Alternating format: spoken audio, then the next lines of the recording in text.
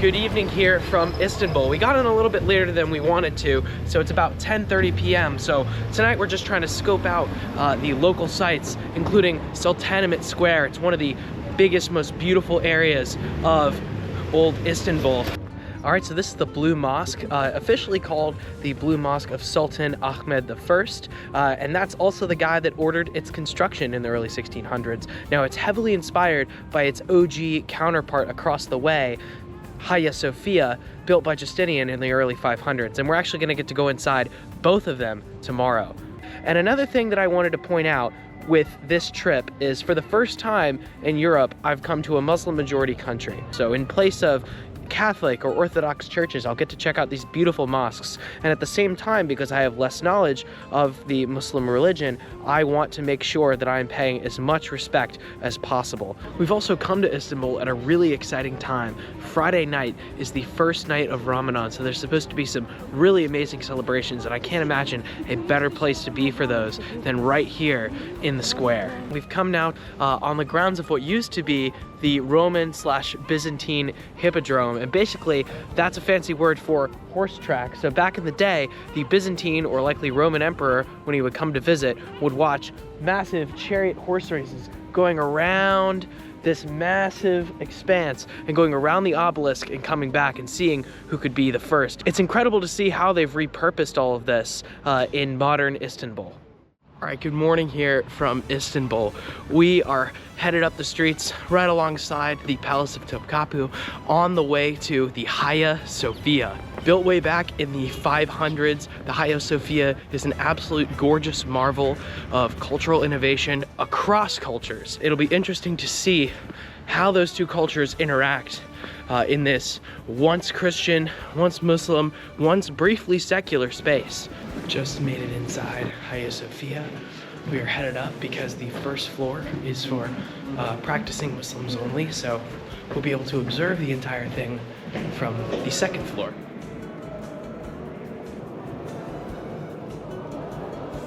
So like I said, I and the other tourists are up here, but anybody who's practicing can go down there, and it looks like there's lots of space for prayer throughout. You can definitely see the elements that I was talking about of Byzantine influence, you know, with this big dome here in the middle, these side domes right here. Kind of reminds me a little bit of the Basilica San Marco in Venice, because that was pretty Byzantine inspired itself.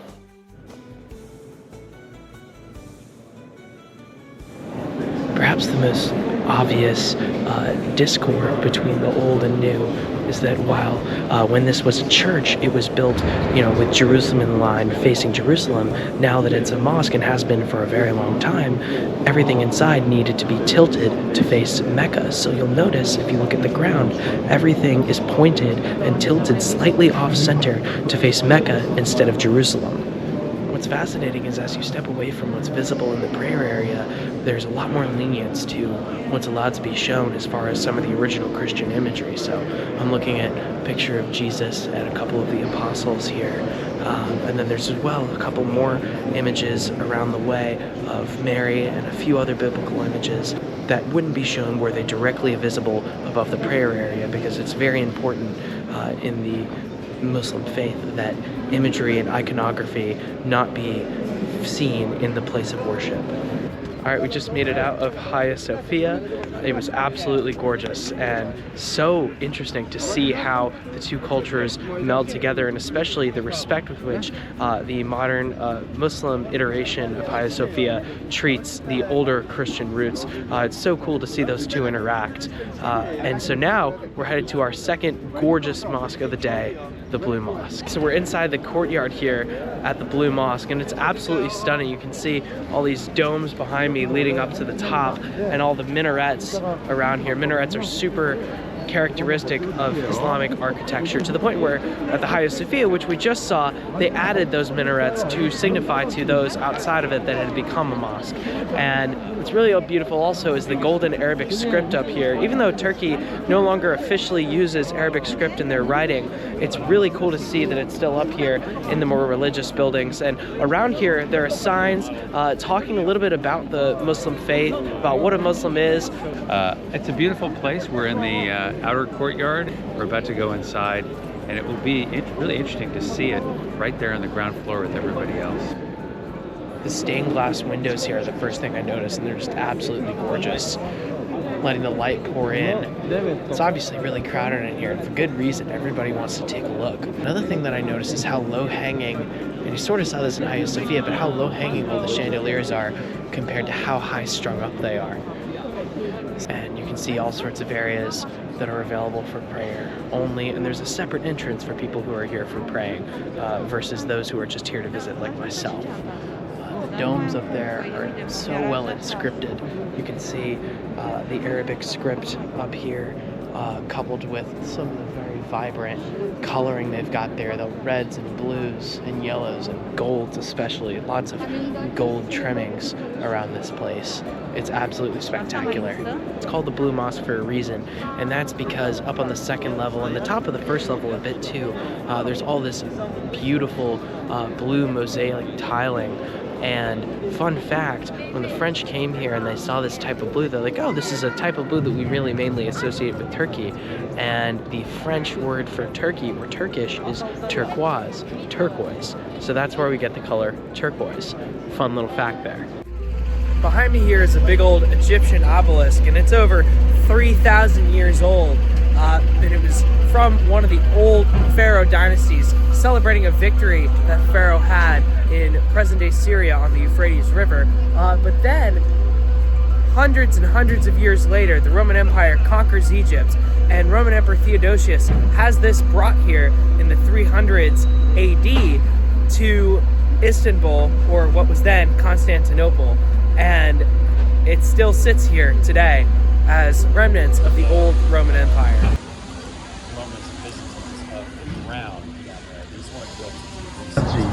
Yeah. You guys going to Blue Mosque now? No. We've been to Blue Mosque. You've been to Blue Mosque. You've been my carpet shop also? No, I have not, but we have plans today. Maybe you can check my shop before you go. Sorry? You can check my carpet business just right there. Oh, gotcha. Well, we have somewhere we have to be here pretty soon, so perhaps later. How can I see you later? Let me show you where we are. I think we're okay for now. Thank you very much. Of course. Here in Sultanahmet, we've been approached by at least half a dozen different folks trying to get us to go to their carpet shops, and that's a big thing here. You know, lots of folks from the US, Europe, all over the world will come here and then buy a carpet, then have it shipped back to their house in the US, but the carpets are such big purchases that, you know, these guys come out here. If they can convince even one or two people to come back to their shops, you know, they'll do it. So, you know, they're kind of pushy sometimes, but they're also really respectful, and that's the big difference. At first I was like, oh, are these guys just scammers? But they're not scammers. They're just, you know, somewhat pushy salesmen. So we've just stopped for a little snack here. This is simit. It's almost kind of like a bagel, but they take the dough and they fry it in specific kind of oil, and then they coat it all around in sesame seeds. And at the place we had it, just behind us, you can get it with plain or just with a little bit of cream cheese or some Nutella. Great little pick-me-up snack here in late morning in Istanbul. But now it's time to head to the cistern in Istanbul. So this place was built under the order of the Byzantine Emperor Justinian by 7,000 slaves who scavenged different columns from all around, whatever material they could find. So all the different columns come from different places. It was just literally enough so that they could find enough to support this massive underground structure. And it just keeps going. It keeps going. It's incredible. I would recommend just coming in here and just like strolling around and getting lost in here. Some of the columns have different patterns. I've noticed a few that are a little bit more ornate, and then some that are literally just built to stand, if you know what I mean. They're very utilitarian, but incredible to see all the variation as you go further back in here. you can see here that we're walking on platforms because everything down here is submerged in, I would say, about a foot of water, and tons of coins, almost like a huge wishing well.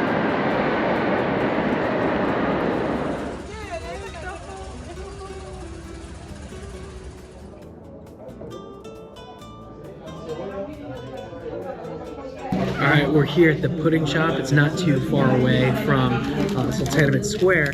Here to try my first Turkish meal. Got a doner kebab pita wrap. It comes with a little like skewer mix of beef and lamb in here. A couple of fresh veggies. And it looks like they put some fries on here too, so let's give it a try.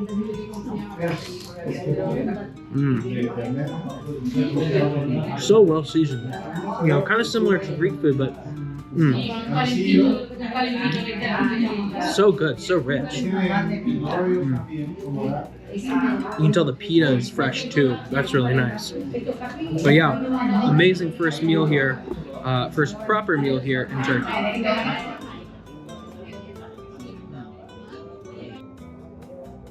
All right, that was an awesome lunch, but now we are off to the Palace of Topkapi. It's built by Sultan Mehmed II, and it is absolutely massive. We're not even looking at the full palace right now. This is just the outer walls with this beautiful inscription, essentially talking about how Mehmed II built this place and how Allah has blessed him for many years to come. So let's go inside and take a look. All right, we're coming up now to the inner palace gate, and the first thing that struck me with this is how similar it looks to the exteriors of castles from Western Europe, places like Germany. But obviously, this castle was built by a pretty different culture, so I'm curious to see how it compares on the inside.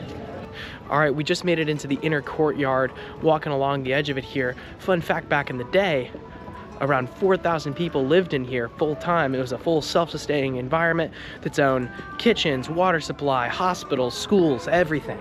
And you can see evidence of that pretty much everywhere. So we're walking over towards this massive area with a bunch of smokestacks on top of it that they say was the royal kitchen back in the day. So this entire row right here, set back from the courtyard, appears to have a bunch of shops in it. So I'd just like to picture myself walking along here as maybe a member of the Ottoman elite back in the 1500s, coming through, buying what I need, not even having to go outside the outer walls. That's pretty luxurious. All right, so we're now in the armory. The Turks were pioneers of warfare. They invented all sorts of novel weapons, including gunpowder. I'm looking through and seeing all these beautiful ceremonial swords as well, because the sultans and the leaders of the Ottomans would see themselves personally as warriors, even if, as time went on, that became more and more of a ceremonial role. So that's why you get all these decadent weapons for them to carry either in the battlefield or at ceremonies. Let's head into a room of holy relics here, kind of similar to what the Vatican has. And something really cool I'm excited to see in here is there's a guy who's memorized every surah in the Quran and is inside 24/7. At least there's someone who has 24/7 reciting from memory.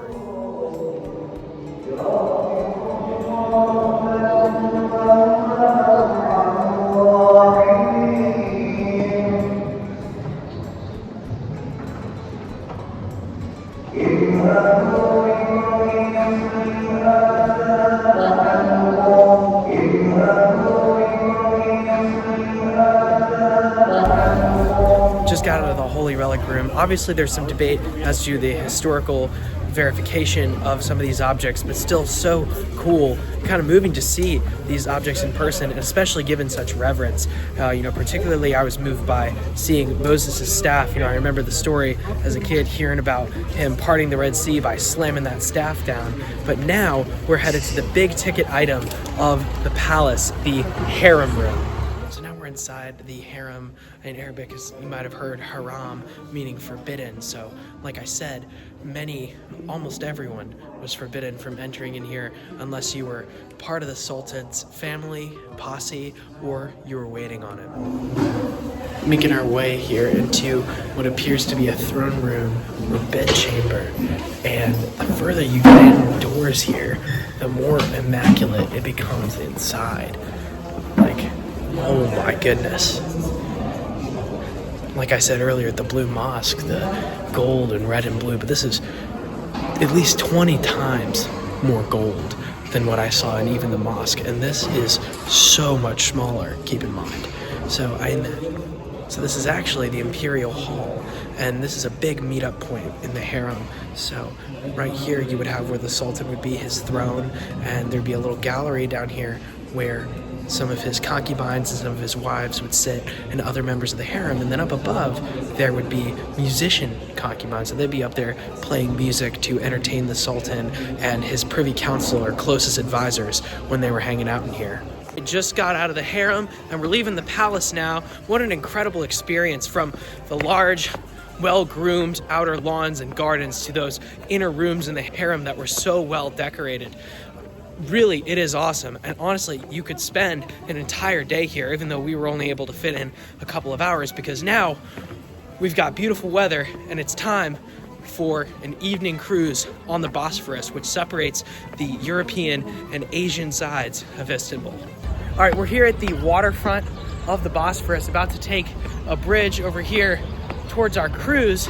That's still Europe over there, because we're not quite at the Bosphorus yet. This is the Golden Horn, but I'll be taking my first steps into Asia tomorrow. For now, got to make sure we're on time before the boat leaves. And Asia's all the way over there, where the Bosphorus is. And that's where we're going to be taking our cruise today. And again, got to make sure that I'm on time, because the cruise leaves in like 5 minutes. We are really cutting it close here. Now this is definitely a little sketchy, but we're making it happen. We just need to get to the guy with the flag. All right, we made it onto the cruise, and it is so nice out. What a beautiful evening for it. And this cruise, even though it's on a yacht with under 10 other people, it only set us back a little under 30 bucks a ticket. And throughout, they're serving us these pretty nice snacks. And they can give you champagne if you want, that's your thing. But otherwise, you're just sitting here chilling in a yacht for cheap for 2 hours on the Bosphorus. And I'm just gonna sit back and enjoy it.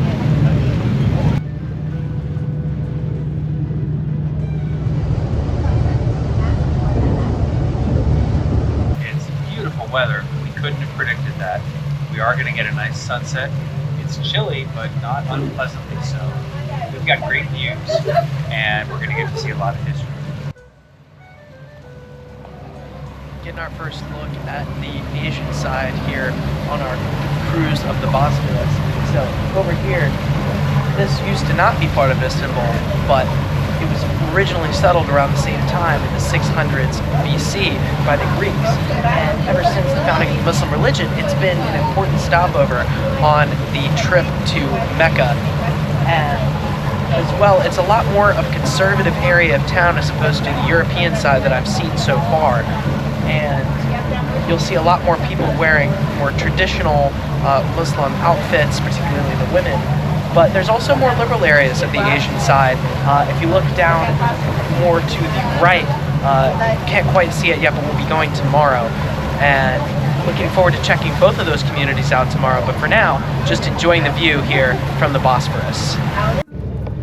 All right, I pulled a bit of a risky maneuver here, given how much the boat is moving, and I've made it to the front. And I'm now just chilling here with this incredible view. You know, one of my favorite games to play, even across the world, is the sweet and sour game. That means I'm gonna wave to this passing ship and see if anybody waves back.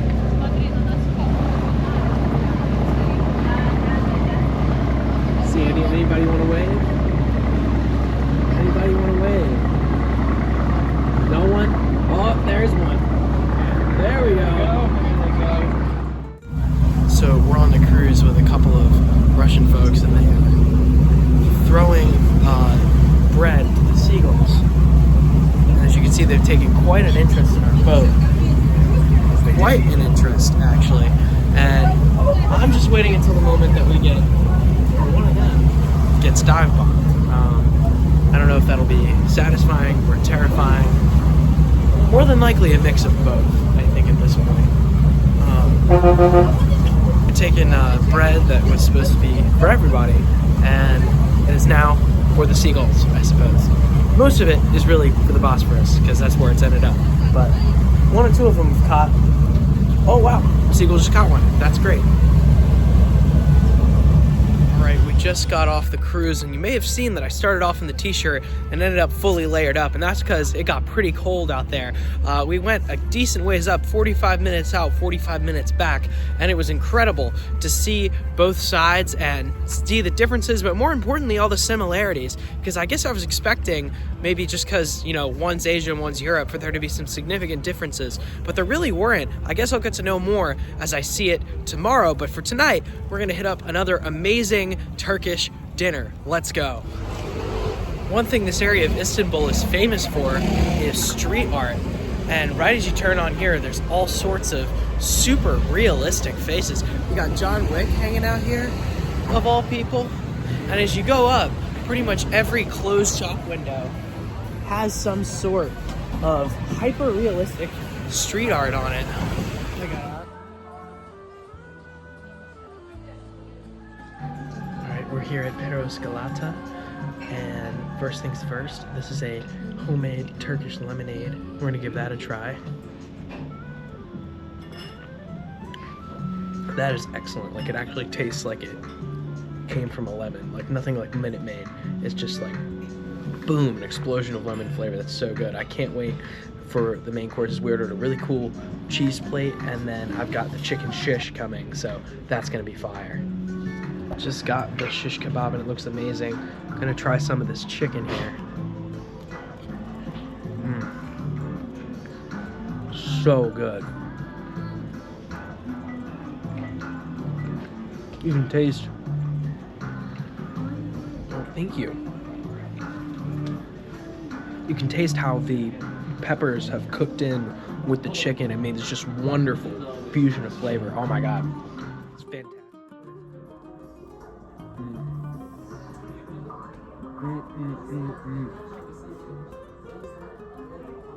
That is next level. All right, that was an amazing dinner. They actually even gave us complimentary dessert and Turkish tea after that, which were both delicious. But now it's time for a little bit more evening fun, and that starts with a quick trip up to the top of Galata Tower. It was originally built way back in the 500s by Justinian and the Byzantines, but then it was rebuilt and expanded in the 1300s by the Genoans, northern Italians who came and wanted to set up a trading post. But on top of that, it's known for the panoramic views you can get at the top of European Istanbul.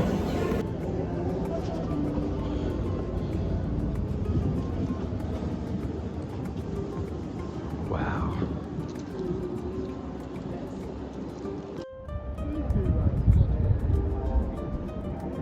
Fun fact about this green tower you see in the distance here. Folks in Istanbul will use it to tell the weather. So based on the color of the tower, they'll know the forecast.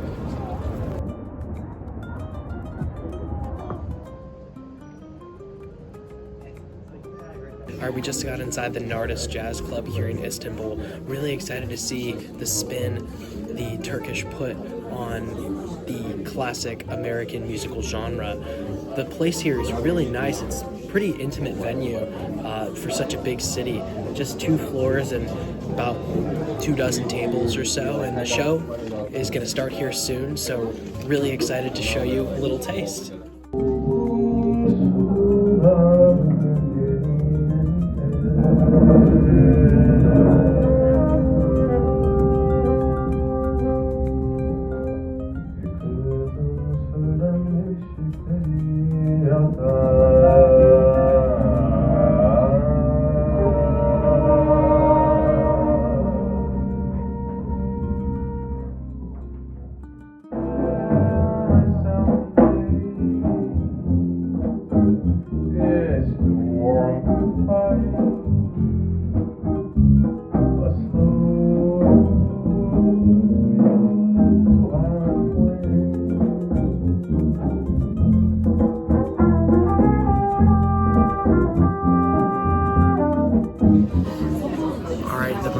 Just wrapped up, and it's absolutely incredible.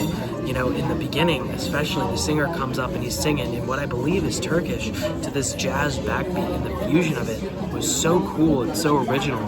And later on he sang some standards tunes in English, and those also sounded great. It's been a really cool experience. Highly recommend the Nardis Jazz Club if you come to Istanbul.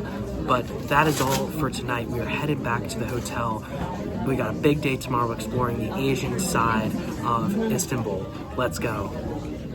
Morning, it is time to take the ferry over to Asia. The ferry ride we're taking across the Bosphorus costs under $1 US, so very easy to make the trip. Just about to take my first steps into Asia, and you know, obviously geography, you know, it's so hard to see in person. I don't think anything magical is going to happen the second I step foot in.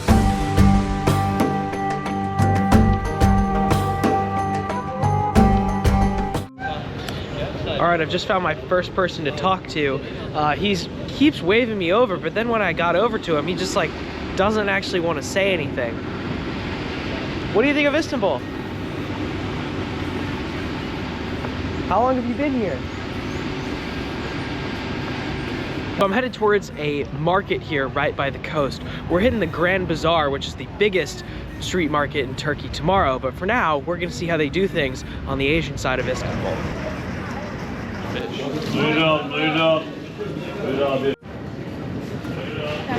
A good gauge of how touristy things are is how much you see in English. And here, with the exception of brand labels like Coca-Cola, I see next to nothing. So I really feel like we've reached something closer to the real deal here. How long have you guys run the shop? Shop. How long have you been working in the market? How long? Ne zamandan beri sen buradasın?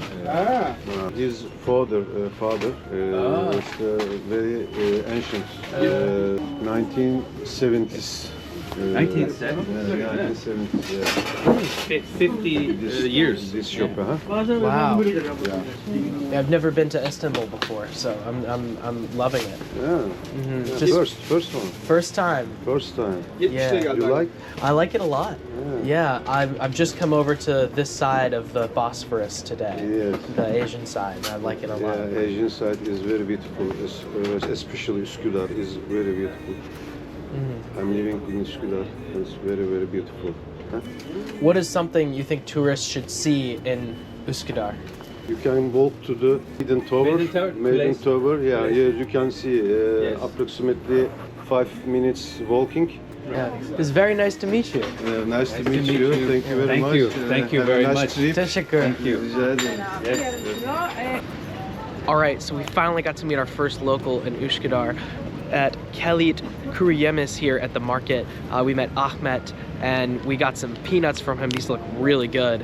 And we got to talk to him a little bit about what it's like to live over here. And he was telling us that he and his brother have been running this shop, their father's shop, originally since the 1970s. So there's a lot of history here. I wonder how many more years back the shop goes beyond that and how many years back all these shops go. All right, this is one of the most historic mosques here in Üsküdar. This is Miramar Mosque. It was built in the 1500s, and this is one of the ones that Ahmed recommended we go and check out. So the actual call to worship has started here. Just heard one of the calls, so we want to make sure. There it is. So given that, didn't even want to attempt going inside because I figured that would be a little disrespectful, so we're gonna keep going. Something I wasn't expecting to see here in the Bosphorus. Tons of jellyfish, and the lone piece of, I guess, day-old bread in here. But look at all those jellyfish. Would not want to fall down in there. So walking along the banks of the Asian side of the Bosphorus here, we got people fishing directly into the river of a major city. That's something you don't see every day, I feel like. And either indicative to how much demand there is for fish, or how little polluted this place is, or a bit of both. Public transportation is pretty unique here in Üsküdar. There is this line of yellow 6 to 7 person vans that are all going the same place. They're not quite taxis, they're not quite buses, they're dolmuş. And you just take them and they're all going on the same line, but it's almost like a caravan. get up to the line and you just try to hop into the first one that's open. So oftentimes you're cramming in there with a bunch of other people till it's full, and then it takes off on the designated place on the route. And we're now headed on the Dolmuş, as it's called, to Kadıköy. All right, we just made it to Kadıköy.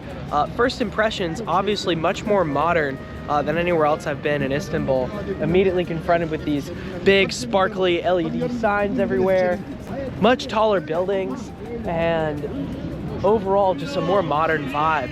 Still a lot to see here as more of a slice of life for everyday citizens of Istanbul, so excited to check it out.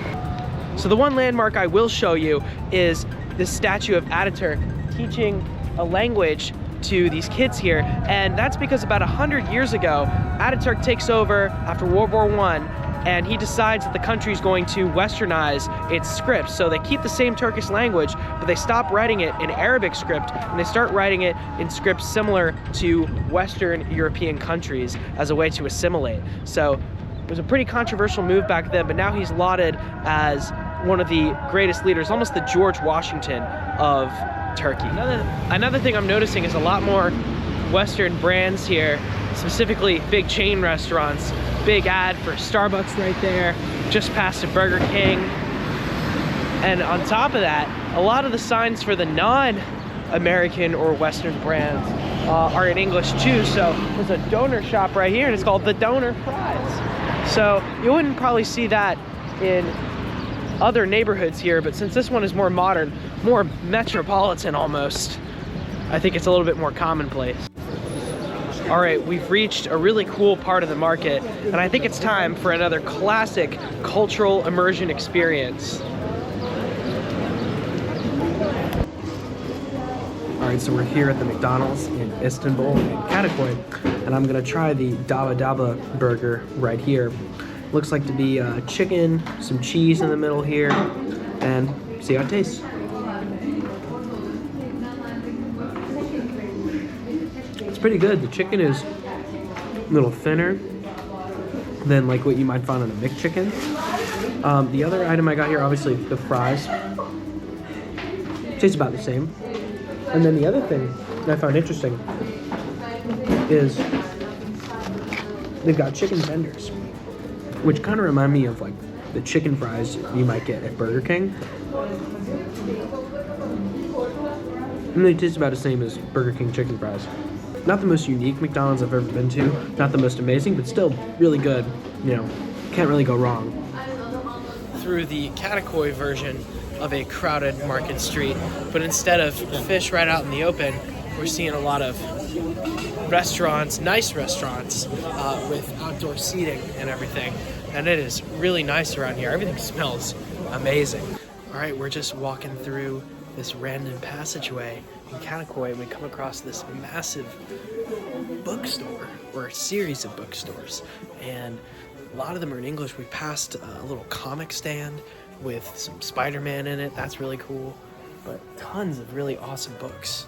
Went ahead and bought myself the Turkish version of something I've already read, just because I was curious and thought it'd be a cool souvenir. Highly recommend coming to check this out. Really cool to just have like a random book sitting on your shelf in Turkish. You know, makes you look well traveled. You know, you really would associate all these Western brands, all of this modern stuff here with tourism. But so far, I've been the only tourist that I have seen besides myself and my dad. So it's really cool, once again, to see how the folks here live, independent of the big tourist crowds. So lots of really cool stores here in Kadıköy, but the one that interested me the most was this military supply store where you can get all of your military supplies, because Turkey has compulsory military service, meaning all Turkish citizens of a certain age have to join the military. So it looks like you can get official supplies just inside. That's not something you would find anywhere close in the US. All right, we're headed back to the European side of Istanbul on the ferry. Really cool to explore an entire new continent.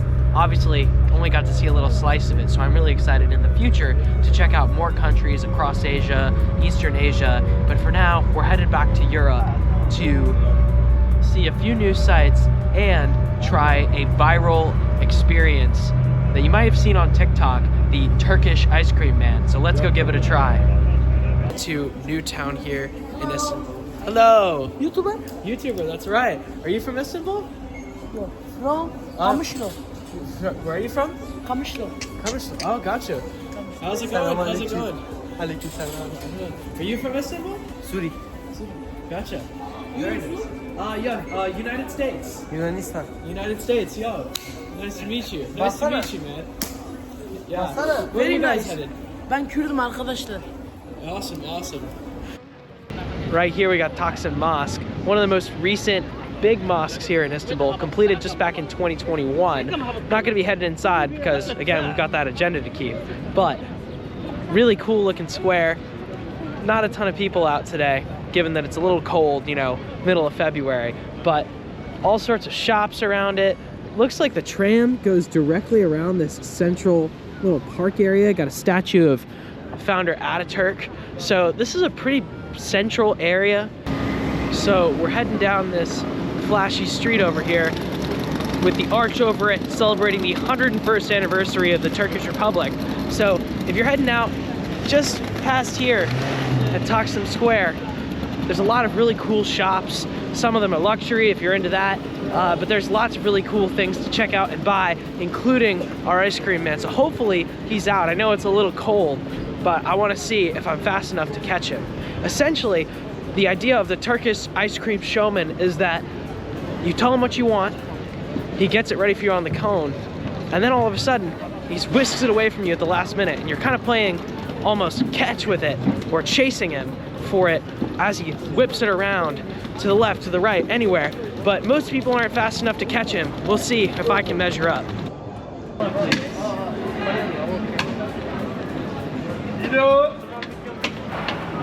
Let's do medium.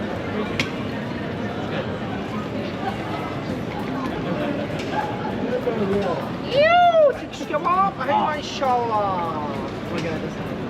Yoo! Sorry. Yoo! You know? Oh.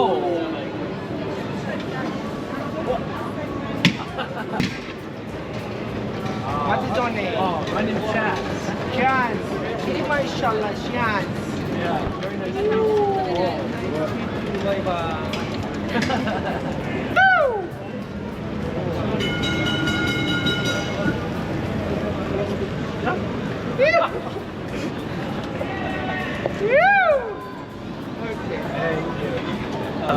All right, we just got the ice cream.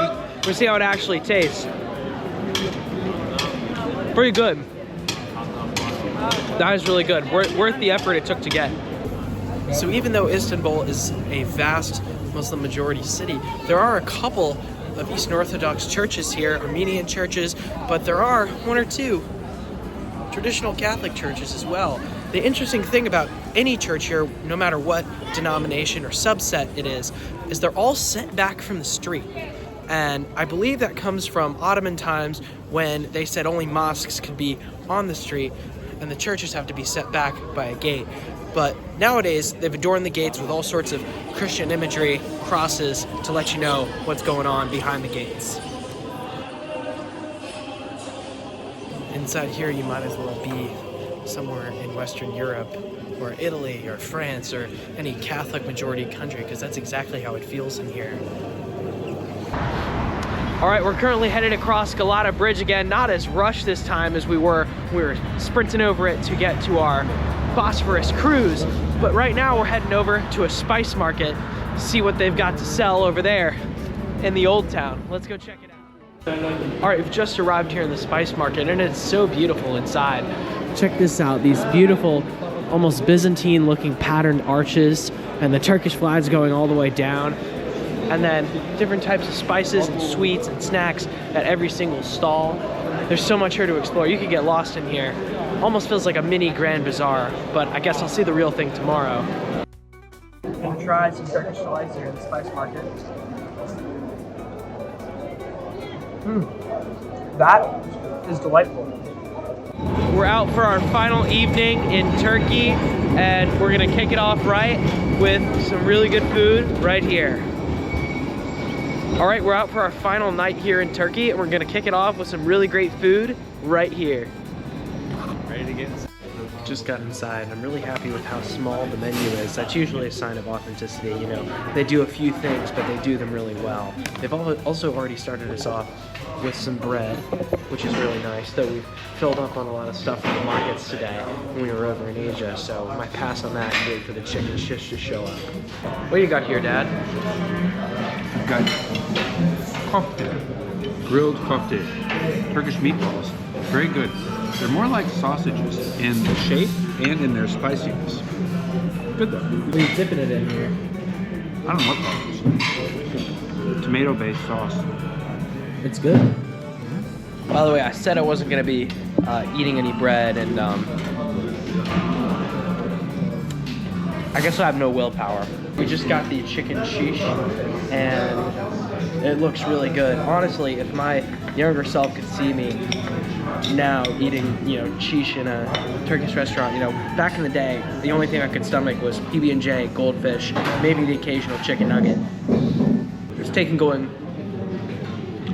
you know, halfway across the world to fix my palate, but I'm grateful for it because it's exposed me to really good foods like this. Delicious.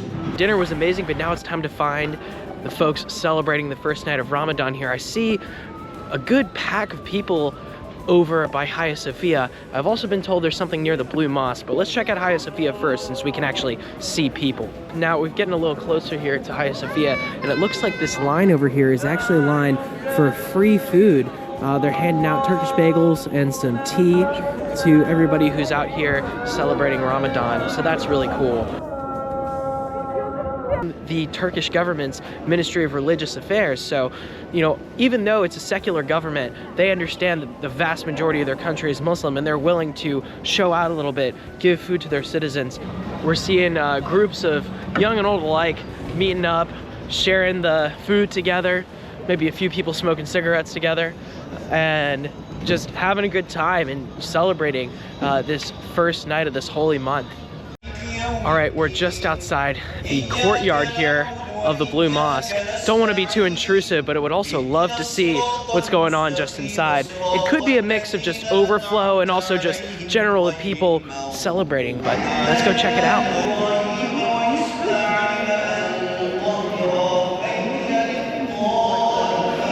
Walking in here now, it's clear that there's definitely a state of excitement. People are out here excitedly, you know, snapping selfies. Sounds like a lot of people have come a long way.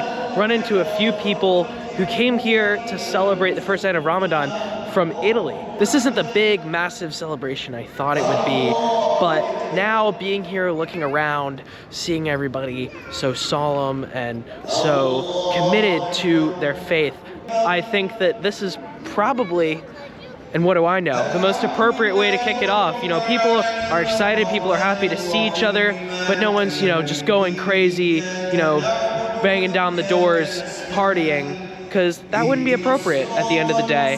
I think here you're just seeing people just at their happiness, you know, everybody's hearts seem to be really full. Even though people aren't jumping off the walls, everybody's smiling. I'm just really happy to be here and really fortunate, honestly, to get to be able to see such a beautiful holiday marked in such a beautiful mosque. That is all for tonight. Tomorrow morning is my last morning in Istanbul.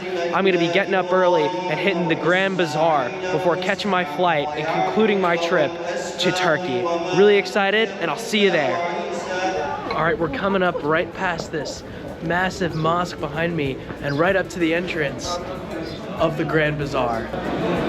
So they started building this bazaar way back in the 1460s. So naturally it's had a ton of time to just get massive. You know, I don't even have time to walk the whole length of every single one of these snaking, winding passageways, each one packed with all sorts of different shops. I could go that way, I could go this way, and I'm gonna find people selling me around here. It looks like lots of jewelry. So this market used to be open air, and then eventually they built these archways over top. But there's still evidence that there used to not be a roof, because check this out, full-fledged classic Turkish tea house. It now sells jewelry, but just sitting right here in the middle. So we just passed this guy melting down gold. and he invited us in, showed us how he makes rings, bracelets, all sorts of stuff.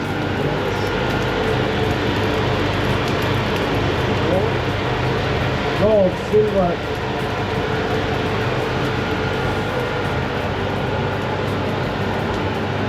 Bunları dolduruyorsun, koyuyorsun içine. Karıştırıp yine döküyorsun.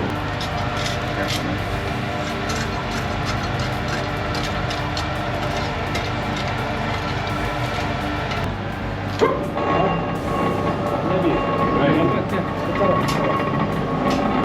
Çek. Good, good. Teşekkür ederim. Sağ ol, bir şey değil. Nasılsın Ayhan? Ah, Ayhan. Ayhan. Chaz. Yes. Merhaba. Merhaba. Ben Ayhan Usta bak.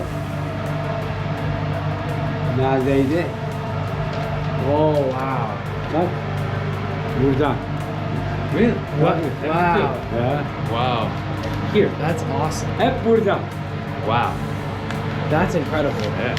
Ya. Yeah. Teşekkür. It was incredible to see, and he was so welcoming. You know, some folks here don't like when you take photos and videos, and you want to be respectful of that, but then this guy was like, no, make sure you film this, make sure you check this out. So that guy's a real pro, and really, you never know what you're gonna see when you turn around any given corner here in the Grand Bazaars.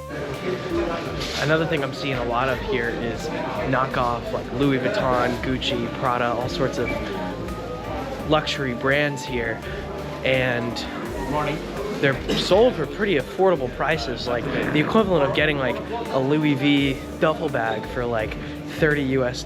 So if you're one to rock that level of style and not pay for that level of style, you can just pull up to the Grand Bazaar and eat your heart out with all these knockoffs. We're now here in the center of the old bazaar, and you can tell it feels central. Look at how much taller and more built out these roofs are. Almost feels like we're inside of a basilica or a mosque of some kind, but obviously we're not. The shops don't even go halfway to the ceiling here. It almost feels like it could, you know, do with a second level, but I imagine they've already thought of that, and there's a good reason they haven't, because it's already congested in here as it is. But there are so many shops right here in the center. I bet you that this is primo real estate. Just made an attempt at bargaining here in the Grand Bazaar. Going to go grab one of these. They're listed as 200, and I was able to get it down to 160 after a little bit. I'm sure I could have gone a little bit further, but yeah, the guy was really nice, you know, and at the end of the day, you know, 200 to 160 doesn't make a huge difference for me, but it might make a bigger difference for him. So I, you know, want to be mindful of that, but I also wanted to try my hand at bargaining here, which, you know, a classic of bazaars like these in this part of the world. All right, with that purchase, I'm gonna wrap up my experience here in Istanbul. I really hope you enjoyed the video. Thank you so much for watching, and I can't wait to see you in the next one. Major mosque here in Istanbul we haven't seen, and that's the Mosque of Suleiman the Magnificent.